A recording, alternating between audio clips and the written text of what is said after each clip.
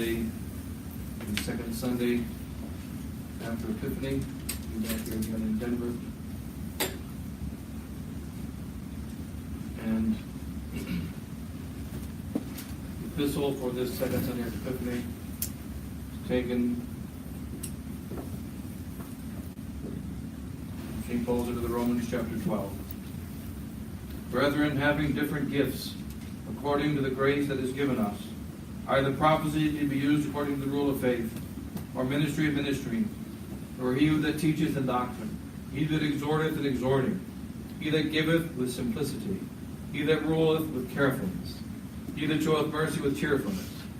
Let love be without dissimulation, hating that which is evil, cleaving to that which is good, loving one another with the charity of brotherhood, in honor preventing one another, in carefulness not slothful, in spirit fervent, serving the Lord, rejoicing in hope, patient in tribulation, instant in prayer, communicating to the necessities of the saints, pursuing hospitality. Bless them that persecute you, bless and curse not. Rejoice with them that rejoice, weep with them that weep, being of one mind one toward another, not minding high things, but consenting to the humble. And then the Gospel, taking right down according to St. John, chapter 2. At that time there was a marriage in Cana of Galilee, and the mother of Jesus was there. And Jesus also was invited, and his disciples, to the marriage. And the wine failing, the mother of Jesus said to him, They have no wine. And Jesus said to her, Woman, what is it to me and to thee? My hour is not yet come. His mother said to the waiters, Whatsoever he shall say to you, do ye. Now there were set there 6 water pots of stone, according to the manner of the purifying of the Jews, containing 2 or 3 measures apiece. And Jesus said to them, Fill the water pots with water, and they filled them up to the brim. And Jesus said to them, Draw out now and carry to the chief steward of the feast. And they carried it. And when the chief steward had tasted the water made wine, and knew not whence it was, but the waiters knew, who had drawn the water, the chief steward calleth the bridegroom, and said to him, Every man at first set forth good wine, and when the men have well drunk, then that which is worse. Thou hast kept the good wine until now. This beginning of miracles did Jesus in Cana of Galilee, and manifested his glory, and his disciples believed in him. That's what the words of today's Holy Gospel.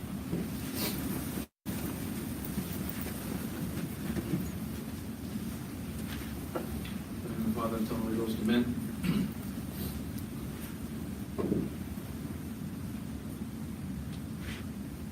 Today, a few considerations on this second Sunday after Pentecost after Epiphany, on our crisis in the church that hits. We're at a stage right now where they are running out of wine. I mentioned earlier in the first sermon today that they have no wine. Our Lord says, Our Lady says. What is the wine they have? It's not the wine that comes from Christ. It's not the wine that's pure. It's a bad wine. And she goes to her Lord and says, Son, they have no wine. Even the bad wine they have is running out. And that is why he says, Woman, what is that to me and to thee? The wine they have is not the right kind of wine anyway. It's not my wine. It's not the wine of the Blessed Sacrament. It's not the wine of the faith. It's a wine of drunkenness. It's a wine of the world. For the example mentioned in the earlier sermon today, it's like the law that was made in Kentucky in the early part of the 20th century concerning bourbon. Because it takes 5 years to get a barrel of bourbon. You take your pure white whiskey and you put it into a barrel, and over time, in the winter time it gets cold, in the summertime it gets hot, and the whiskey goes in and out of the barrel and turns into bourbon. But there were businessmen 100 years ago who realized that Kentucky bourbon was good stuff and people liked to drink it, but they didn't want to wait the 5 years. And so they decided to put turpentine and to put other things inside of whiskey to make it the right color. And they put labels on it. And they put all kinds of additives so that people would see the nice amber or bourbon, which is always amber color coming from those charred new oak barrels. And then they would drink it, and many people died. Turned out it wasn't very good bourbon. And because of that, they made laws 100 years ago. A law that said, in order to be bourbon, must be a charred oak barrel that's brand new, never to use a used barrel. There can be no sugars, no additives of any kind. The natural white whiskey is thrown into it, and it must naturally age without any artificial anything. Let the summers make it hot and go inside the barrel. Let the winters be cold and pull the whiskey out and turn it into good bourbon. Make sure it's 51% corn. But they made fake bourbon, and people died from it. When our Lord Jesus Christ said they have no wine, he's not just referring to, I'm going to add some wine. They're running low on supplies. Go pick up some more. It is a different wine. The wine of the faith is a different wine. The wine of the gospel is a different wine. It doesn't come from the grapes that their wine comes from. This wine comes from water. It doesn't come from the world of the outside. It doesn't come from material things. It comes from water. Because God said, take water and pour it into a pot. And these foolish waiters, they were the guys on the job that day, the ones who couldn't get off. They were like the shepherds that night when our Lord was born. They just happened to be there. And one day they met a young girl, a mother, who had never seen such beauty ever in before. And this mother said, do whatever he tells you. That's what she said. And when they heard that, well, this strange man, he is not the one who invited people to the feast. He's not the bridegroom. Came with a bunch of fishermen who drank all the wine we had. But this man says, take water and put it in a pot. I don't know if I can do that. Sounds crazy. There's water everywhere. No, take water and put it in a pot. 120 gallons of 6 water pots. Take water and put it in that pot. And they did. Because a woman said, do whatever he tells you. And then they had the power to do it. Crazy thing. And then he said, take out that water and bring it to the chief steward and let him taste. He is a mean chief steward. He's a cruel chief steward. He's very violent. That's not a wise thing to do. They have him do a water test. But they brought the water, and it was made wine. And this is the mystery of our faith. It is not only that there is water and that it becomes wine. It is not enough. There was a case of a Jew back in the 1100s who wanted to be a Catholic. And he was dying inside of his ghetto. And he asked his fellow Jews, anyone can baptize me. You don't have to be a Catholic. Just pour water over my head and say, I baptize thee. And they said, no, I refuse. We will not do it. We will not be the instruments of God. Therefore, he took water himself. He poured over his own head and said, I baptize me. In the name of the Father, and the Son, and the Holy Ghost. And then he died. And they gave the case to the Pope. Was he baptized? And the Holy Father said, no. He was not baptized. Because in order to be baptized, there must be a living human minister who is not the subject. So you cannot baptize yourself. Otherwise, I go to confession more often. Ego me absolvo. Now, where was I? Bang! Ego me absolvo. Bang! No, the priest cannot absolve himself. You cannot baptize yourself. You cannot receive the faith yourself. It's necessary that there be water poured into a water pot by waiters. Are they good waiters? Are they strong waiters?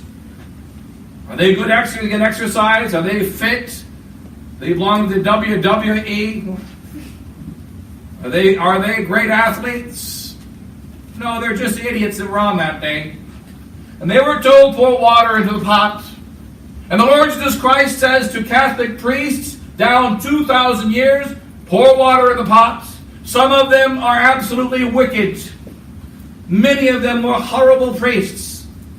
They were just there for the money. They were hirelings. They were just there for the pleasure. They were just there for glory. They were there for so many wicked reasons, as many wicked reasons as man could do anything. And some few were good. How does water turn into wine? Because a fool who's a priest of God, because a fool who's a minister of God, hears a woman say, do whatever he tells you. And then he does it, even if he's a bad man. What is the holiness of our church? It is the holiness of Christ. It is the holiness of the faith, and not the holiness of the priest.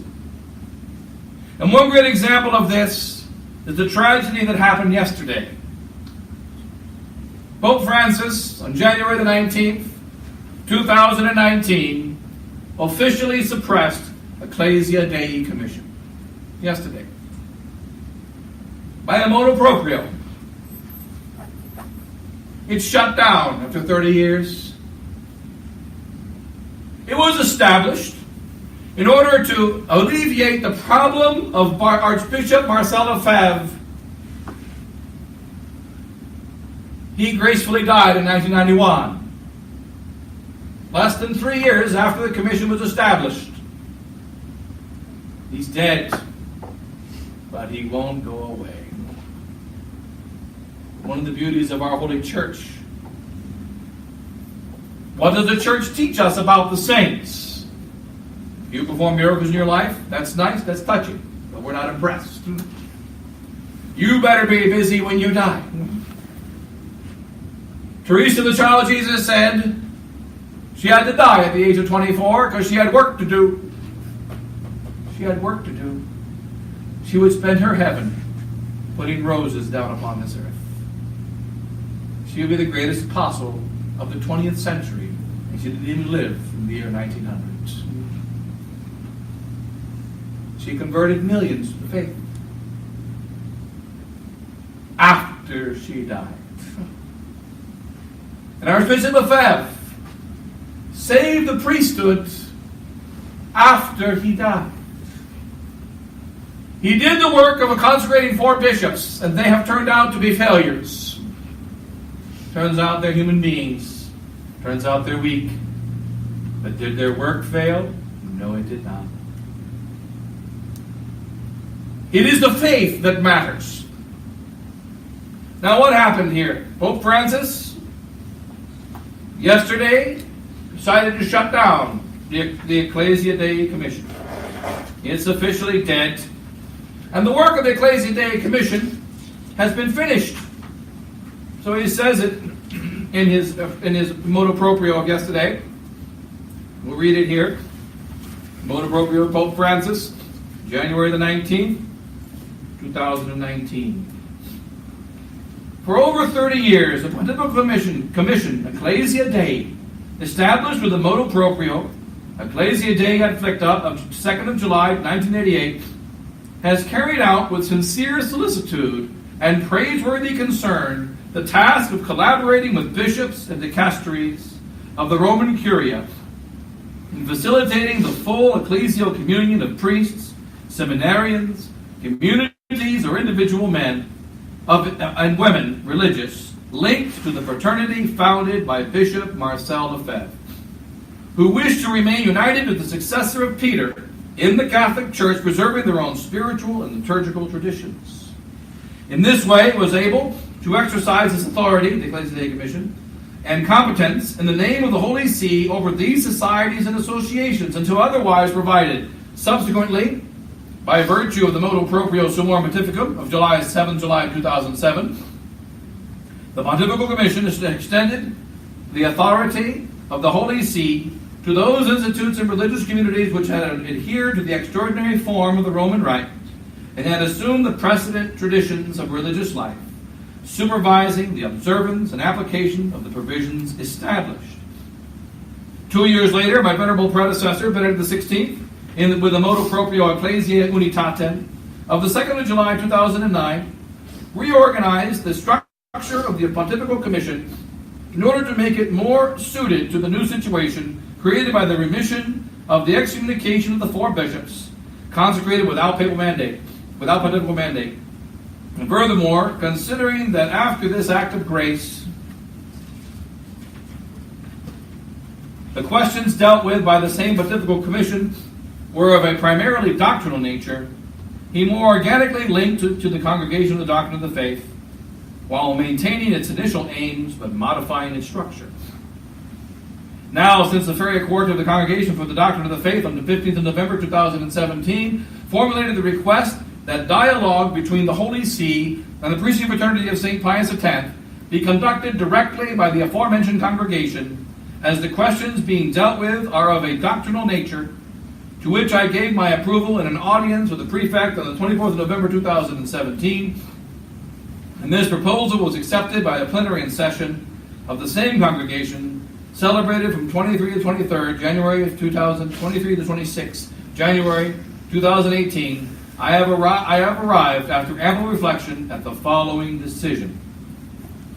Considering that today the conditions which led the Holy Pontiff John Paul II to institute the Pontifical Commission Ecclesia Dei have changed, noting that the institutes and religious communities which habitually celebrate in the extraordinary form have today found their own stability of number and of life, recognizing that the aims and questions dealt with by the Pontifical Commission Ecclesia Dei are of a predominantly or doctrinal order, and wishing that these aims be made ever more evident to the conscience of the ecclesial communities, with this apostolic letter, motu proprio data, I decree that 1.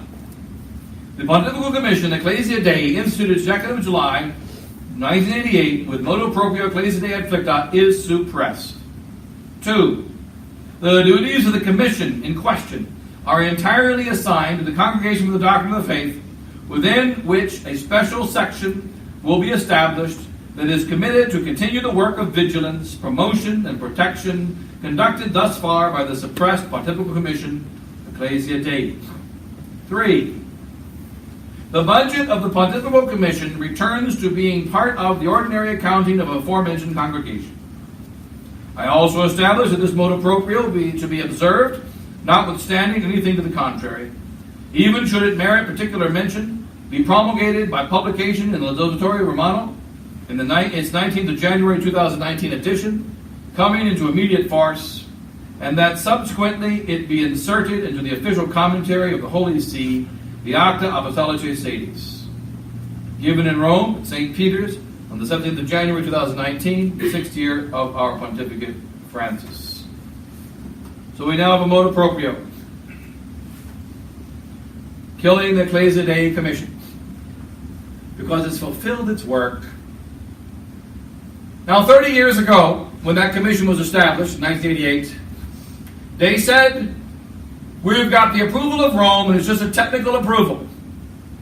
And no worry, we're going to get bishops. We're going to get a bishop. 30 years have passed, they have no bishop. Also, once we get this technical approval, we're going to be able to continue to fight exactly as we did before. We're never going to celebrate the new Mass.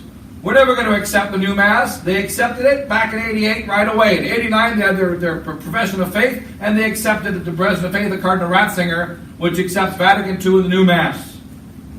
Already by the 90s, Trinity St. Peter priests had celebrated the new Mass.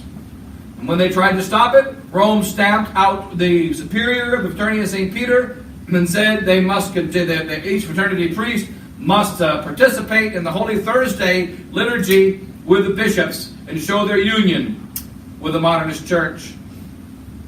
The Ecclesia Dei commissions orders were established. And they said, 30 years ago, when these get established, there's going to be a massive growth in the church. The reason why there's not a reform in the church is because of the backwards, too negative, and disobedient Archbishop Marcel Lefebvre. However, when this commission is established and we have Ecclesia Dei or structure in the church, there's going to be a return of the church to tradition. We're going to see that. What have we seen in the last 30 years? The church, the modernist church, is more modernist than it ever was before. More scandals, more heresy, more error, more lies, more people leaving the Catholic faith in the last 30 years than it ever left before. And the faith more confused. We don't know what the faith is anymore. Why? Because on the one side we have the modernists, the extreme modernists and liberals teaching their errors and heresies on the one side, and on the other side, what do we have? The conservatives. What are the conservatives doing? They're muddying up the faith. They're saying the faith equals that. What does the faith equal? The faith equals that we have a Latin Mass, that we have liturgical traditions. The Ecclesia Dei Commission has fulfilled its purpose. And it says it right here by the Pope. The purpose of the Ecclesia Dei Commission, which has been now suppressed. What is it? It is to facilitate the full ecclesial communion of priests, seminarians, communities, or individual men and women, religious, linked to the fraternity founded by Marcel Lefebvre. We want all those people linked to fraternity, Society of St. Pius X, and all the people within it brought back into full communion. We want them destroyed. In 2012, I met one of the priests of the Society of St. Peter in Washington, Spokane. And he said, you think that we're only around in order to destroy you. It's not true. We're trying to stand for a tradition, and we don't like Vatican II either. And then the next morning, I met a parishioner at Mass, and he said, I was on the plane with Father so-and-so, fraternity of St. Peter priest, sitting in front of me. And there was a lady sitting on the plane with him. She said, what's that? Well, it's a cassock. And so, okay, what do you? I'm a priest. Well, what do you do? Well, in Post Falls, Idaho, you know that big church on the side of the road? Yeah, I know that big church. Well, they're excommunicated. And I belong to a fraternity and a society that has a duty to bring those people back into full communion. So I'm in a church in Spokane, in Coeur d'Alene, just down the road, and I help bring those people into full communion. That night he told me that wasn't his purpose. Didn't realize one of my parishioners had me on the plane with him the day before, but I didn't know that night. Not very honest, is it? Turns out, when John Paul II created the Ecclesia Dei Commission to destroy Catholic tradition, that's what he meant to do. 30 years later, we have the affirmation, mission accomplished. The Society of St. Pius X no longer professes the faith as it did before. It is no longer condemning Vatican II as it did before.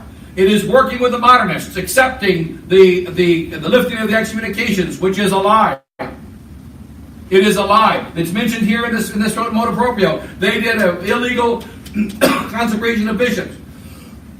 And it was lifted. What will the old SSPX say? No. Archbishop Lefebvre saved the Catholic priesthood by those consecration of bishops. He saved the church by the consecration. He is not excommunicated. If anybody's excommunicated, it's those modernists in Rome.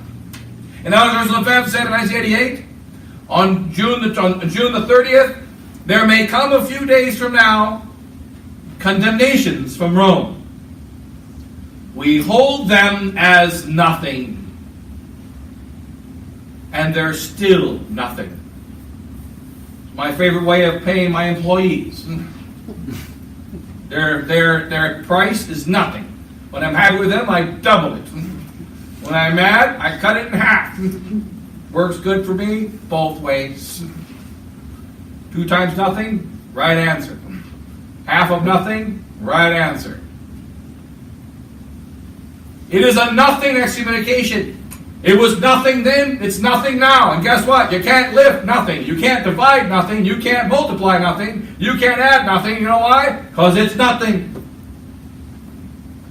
There is no excommunication.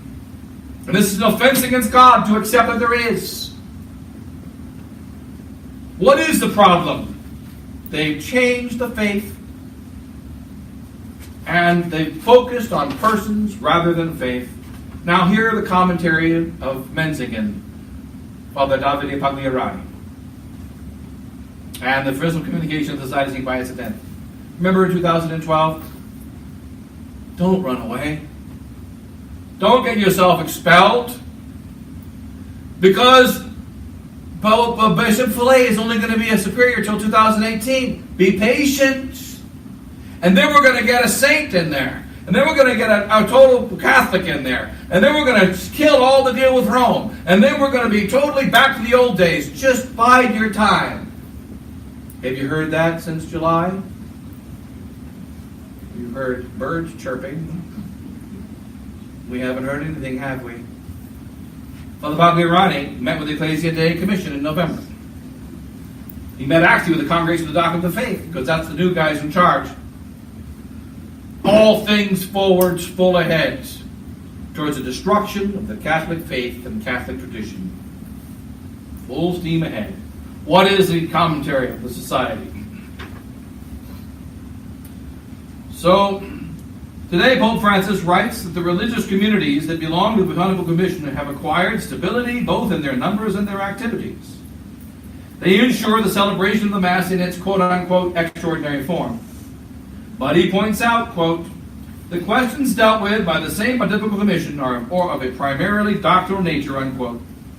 These objections and questions are clearly irrelevant to these communities. It is indeed with the Society of St. Pius X that they continue to be an issue. And so, what does Bishop Fillet or Father Pagliarani say? The Novus Ordo conservative priest. He doesn't care about doctrine. The Institute of Christ the King, the Fraternity of St. Peter. Obviously, doctrine is irrelevant to them, but for us, it's still an issue. Really?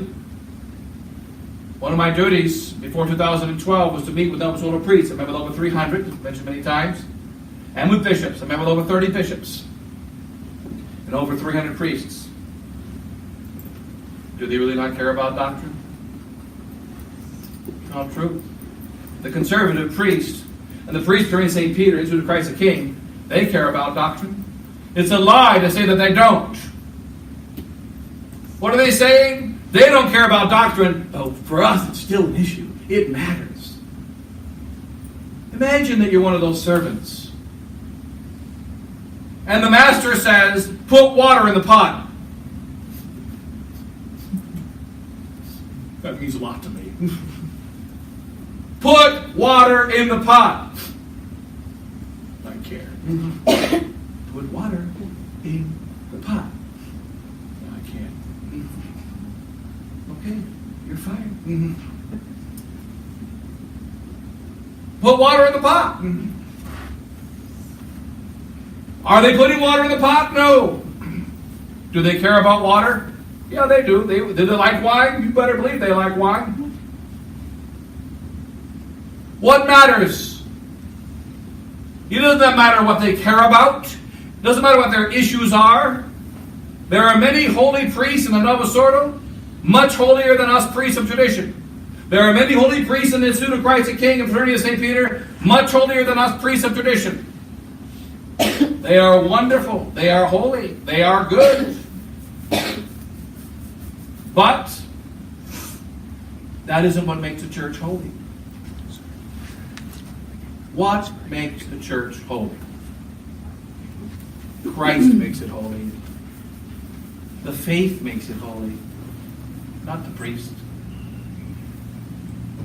Not the priest.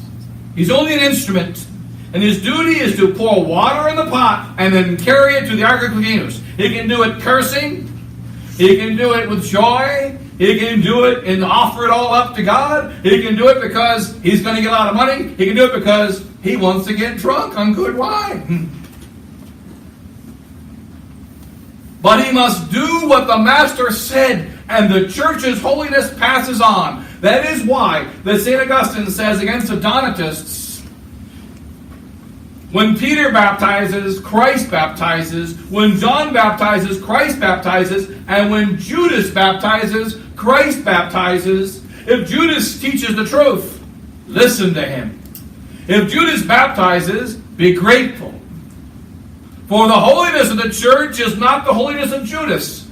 Just like it's not the holiness of Peter. You're not more baptized because you got baptized by Peter. You only get a greater faith because it was preached to you by a saint. There aren't very many saints. Those priests are told, read what's in the catechism. There are 3 persons in one God. Got it? Okay, good. I baptize you. Teach the holy faith. Now what's the trouble? Good priests who do care. Good priests who want to be pleasing to God. They are not doing what's right before God. They're not teaching the faith of our ancestors. They're not doing what our ancestors did. And therefore, with all their wonderful intentions and all their good hearts, they're leading souls astray.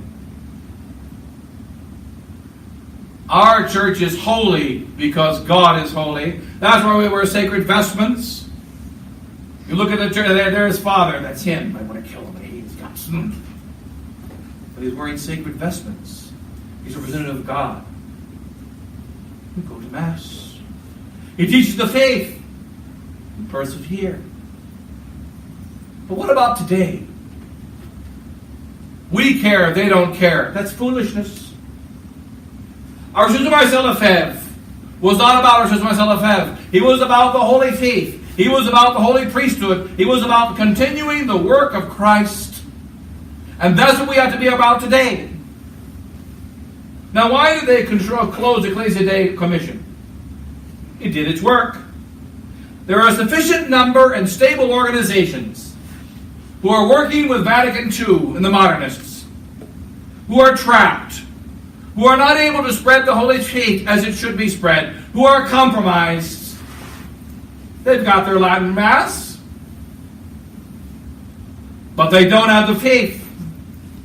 They have their incense, but they're not condemning the heresies and errors of Vatican II, which are leading souls astray. And what is it they're doing? They're saying, look, those of you that love tradition, come here. What is my duty as a priest and representative of God? I'm not here for you, but for every man, woman, and child on earth. Whether they be Gentiles or Jews, free men or slaves, good or bad, Christian or non-Christian, I am for every one of them, in order that they might come to Christ, the only thing that will save their souls. I am here to bring them the holy faith which is necessary for everyone on earth. I am not here just for the good people and the holy people and the wonderful people. And this is one of the grave, grave troubles of the modern priest, the modern conservative priest. As long as I can teach my faith quietly to those people that want it, I'll be okay. No, not at all. Now, the society is happy about the shutting down of fraternities of the Ecclesia Dei Commission. Now, what's happened? It's part of the Congregation of the Doctrine of the Faith now. Why is that? More red tape. Bigger organization. And it's not Doctrine of the Faith, it's the Doctrine of Modernism. It's the Doctrine of the heresies of Vatican II.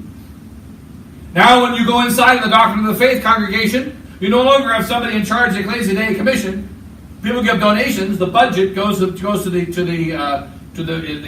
Congregation of the Doctrine of the Faith, and they are men who are committed to the loss of faith. They're committed to bringing modernism into every soul. And what are they doing? They're tolerating some of these so-called traditional communities, and they're going to rub them and bite them and squeeze them and torture them to death. They're in a trap. What are we supposed to do? Provide the lifeboat. Provide the option. You don't have to stay inside of that trap. You don't have to follow this modernist baloney. Step outside of it and do as the priests of tradition have done since Vatican II, since 1965 and 1970. Like my old pastor, Father Hannafin. They stood up and said no to Vatican II. They stood up and said no to the bishop. They told their young couples, don't get married by that modernist priest. We'll have a marriage right here. We're setting up an independent chapel separated from the modernists. An independent seminary separated from the modernists. And we're going to profess the faith not only for our few people, but we're going to build vocations, rebuild the church, do the work of Christ. That's what we have to do. how many are required? However many God sends. Started with 12. And one of them was the devil. The other 11 were weak. The holiness of our church does not depend on the holiness of the priests, but rather on their essential obedience, even if they are sinners. Their essential obedience. Are they teaching the faith? Unfortunately, they are not. Their holiness doesn't save souls.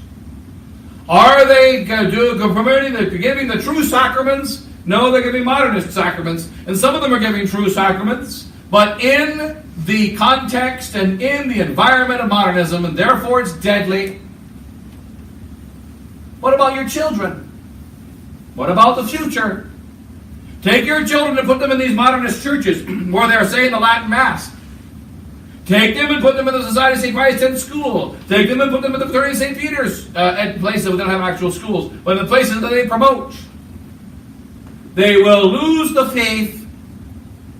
It will be sucked out of them. As the years go by, they get weaker and weaker and weaker. What are we supposed to do? Tradidi quod erat cepi. I have handed down what I have received. That's what I'm supposed to do. I hand down what I have received.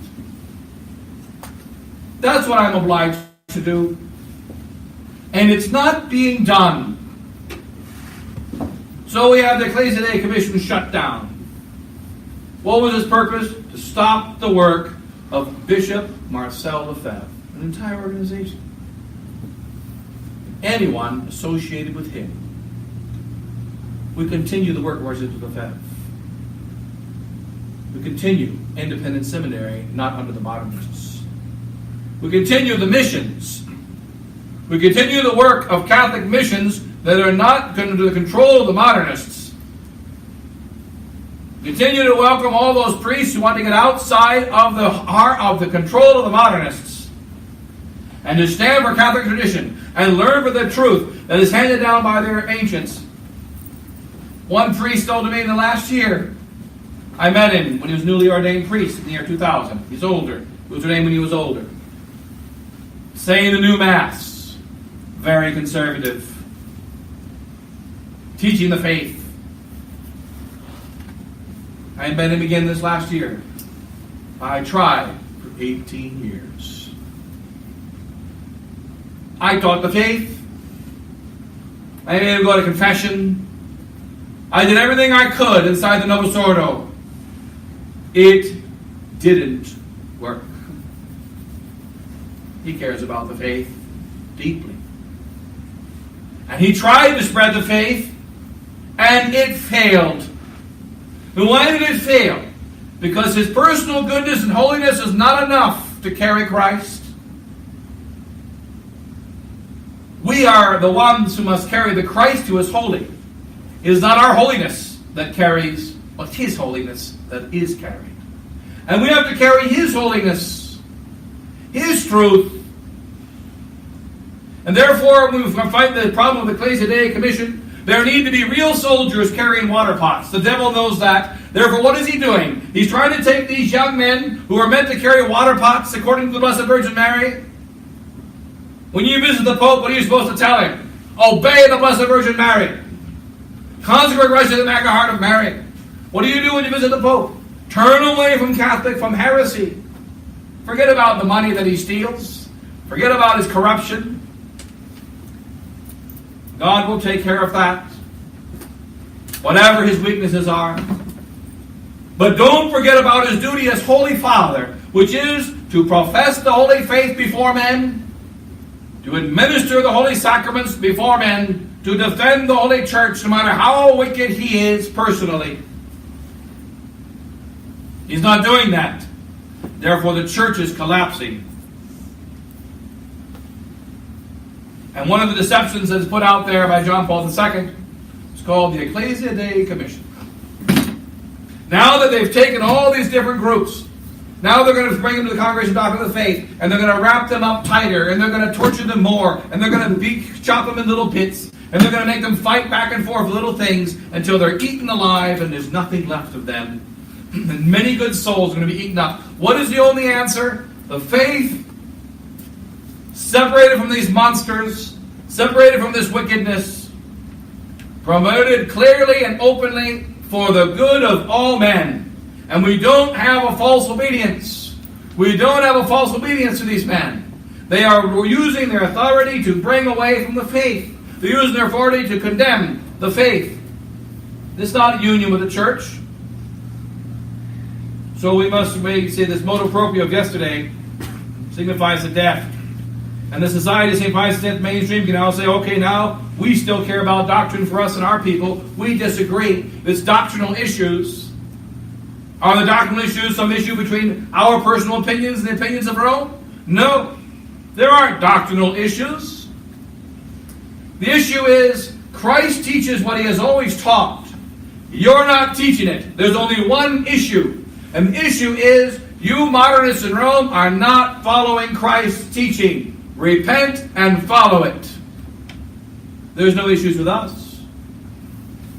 The issue is with them in their not carrying the faith and to create a false organization which is going to be used to destroy the faith, which has already happened over the last 30 years. They said they get a bishop. They never did. They would grow through the entire church.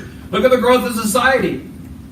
It has grown much more in the same period of time. And all the different divergence. Meanwhile, the Fraternity of St. Peter gets weaker, and the Students of Christ gets weaker in their faith. And they're all struggling more and more supernaturally.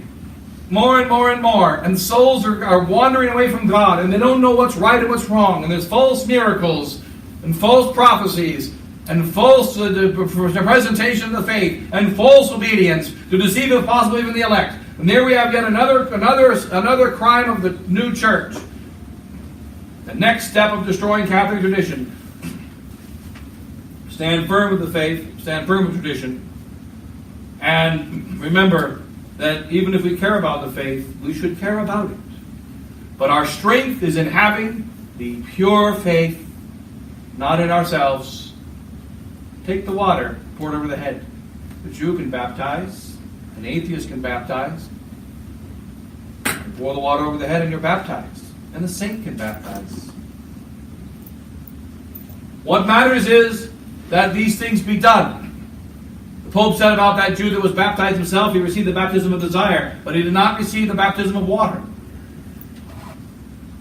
He did not. Because there must be another minister who administers the faith. Pray to the Lord of the harvest that we have more of these ministers who administer the faith and not fall into the trap the Ecclesia Dei Commission and the personal issues. No. And this commission is created in order to create more red tape and destroy them and to take away the battle of tradition. And then the Society of St. Pius X will be done in as well. It's already done it anyway. It's a matter of making the announcement. But in any case, persevere in the faith. God bless you all. In the Father, and the Son, and the Holy Ghost.